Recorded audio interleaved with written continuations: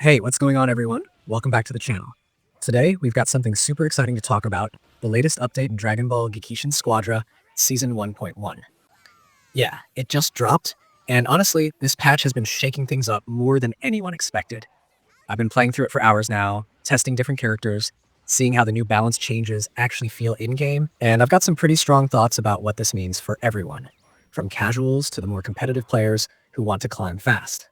So, let's talk about what's really changed and how this update is already shaping the new meta. The big thing right out of the gate is the balance pass.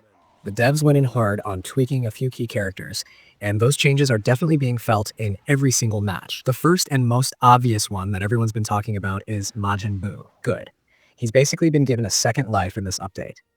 Before this patch, Buu was kind of a weird pick. Fun, sure, but a little underwhelming.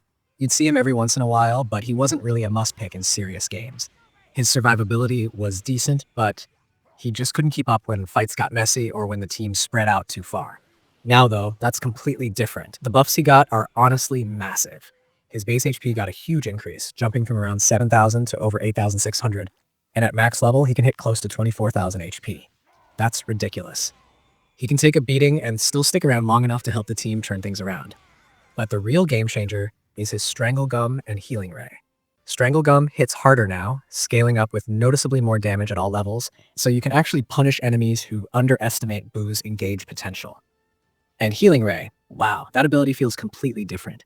The range increase makes such a big difference. It went from a mid-range support tool to something you can use almost across a whole team fight.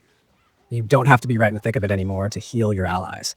You can stay safe, position yourself smartly, and still make a big impact. The cancel range boost helps too, meaning you can reposition faster and respond to danger better. It's almost like they wanted to push Buu into that core support tank hybrid role, and honestly, they nailed it. In matches right now, Buu's starting to fill that niche that a lot of teams have been missing. He can soak up damage, peel for teammates, and sustain a fight longer than most other frontline picks. You can pair him with characters who thrive in drawn-out fights, like Piccolo or even Vegeta, and you'll notice the difference immediately. It's no longer about rushing down enemies, it's about controlling the tempo and keeping your squad alive longer than the other side. That's a huge shift from what the meta used to be. Before this update, fights ended fast. Blink and someone's health bar was just gone. But now, with Buu's sustain power, battles have become more tactical again. But of course, every buff needs a balance, and that's where we have to talk about the Super Saiyan Son Goku adjustments. Let's be real. Goku has been the poster child for overpowered picks since launch. His burst potential and chase ability made him a top pick almost everywhere. You couldn't queue up for a single game without seeing at least one, and if the player knew what they were doing, he could carry matches entirely on his own. The devs clearly noticed that, and this patch is their way of toning him down without completely breaking his identity. The first thing you'll feel right away is the Meteor Hammer cooldown increase. It used to be only 4 seconds, which was honestly way too generous for how strong the move was. Now it's 6 seconds. And that doesn't sound like a big deal on paper, but trust me, it changes the rhythm of your fights completely. You can't just spam your way through opponents anymore. You've got to be deliberate, timing your engages carefully, instead of going all in every time it's off cooldown. That little 2-second gap forces more awareness and punishes reckless play. Then there's Kaioken, and this one really hit Goku mains hard. The duration was slightly adjusted, but the more important part is how much they reduced his buffs. His strike attack boost used to give him monstrous damage spikes, but now it's been toned down significantly. Same with his movement speed. He's still fast, don't get me wrong, but not that blur of light speed that made him untouchable before. They also shortened the crowd control window during Kaioken, so that window for punishing enemies feels tighter. All of this means that while he's still a strong character, you can't rely on him to 1v3 anymore. You have to think about positioning, cooldown management, and team coordination again. And honestly, that's good for the game. It keeps things fair, it makes counterplay possible, and it opens up space for other characters to shine.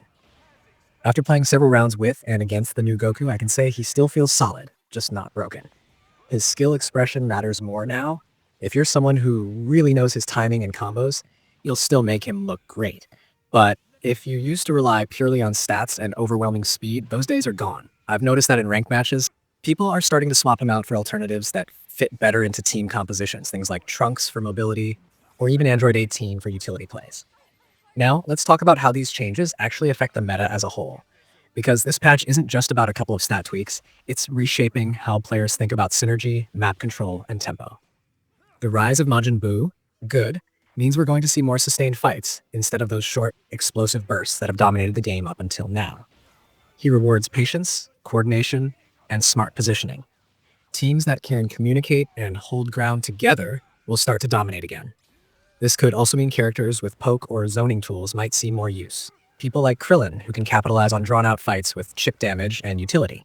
For solo players, this patch might feel a little slower paced, but that's actually a positive thing. It gives you time to think, to adapt mid-fight, to look for openings instead of just getting deleted in 2 seconds. It's the kind of pacing that makes skill and awareness stand out. And when a game rewards those things, it naturally feels more rewarding to play over the long run. Another important note from the devs is the EX token cap increase that's coming soon. They didn't push it live with this patch, but they confirmed it's happening soon, and players who were already above the cap are going to get compensated. That's a big relief because people were really starting to get frustrated being stuck at the 1500 cap.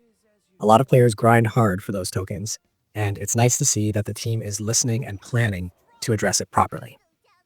In terms of team composition now, the safest bet seems to be running something like a sustain-oriented comp. Buu, good as your front line, a strong damage dealer like Vegeta or Gohan as your mid line, and then someone who can either zone or clean up kills like Piccolo or Android 18. That trio setup gives you both survivability and pressure. You'll notice how well Buu synergizes with characters who have AoE or crowd control moves. His healing ray lets them stay in the fight longer, and with his tankier stats, he can absorb the focus fire that used to melt him before. If you're still sticking with Goku, here's a tip. Don't waste Meteor Hammer on cooldown anymore. Save it for those clutch moments when it actually matters, especially now that the cooldown's longer. Try to bait out an enemy movement or defensive skills first, then punish. And when you activate Kaioken, don't just rush blindly. Use that brief window of extra speed and power to either secure a pick or reposition. Think of it as a tactical burst, not a safety button. It's also worth pointing out how this patch feels overall. Smoother, more responsive, more balanced. You can tell that the developers are paying attention to community feedback and trying to refine the experience instead of just throwing out flashy changes. The pacing feels more deliberate, like they want every character to have a meaningful role, not just a few overpowered ones dominating the field. It's refreshing. I've noticed the player base reacting really positively too. People are experimenting again, trying out different builds, team setups, and playstyles. The energy in community feels creative instead of frustrated, which is always a good sign for a competitive game. It's not often that a balance patch manages to tone down a top-tier character without completely ruining the fun, but this one pulls it off nicely. Looking forward, it's going to be interesting to see how players adapt over the next few weeks. I think we'll see a gradual shift away from pure burst comps and more toward endurance-based strategies. Expect longer fights, smarter team play, and characters like Buu, Piccolo, and Krillin becoming more prominent. For Goku mains, it might take a bit of adjustment, but if you master his new pacing, you can still dominate. It just takes a bit more finesse now. Overall, this update feels like a turning point for Dragon Ball Gekishin Squadra.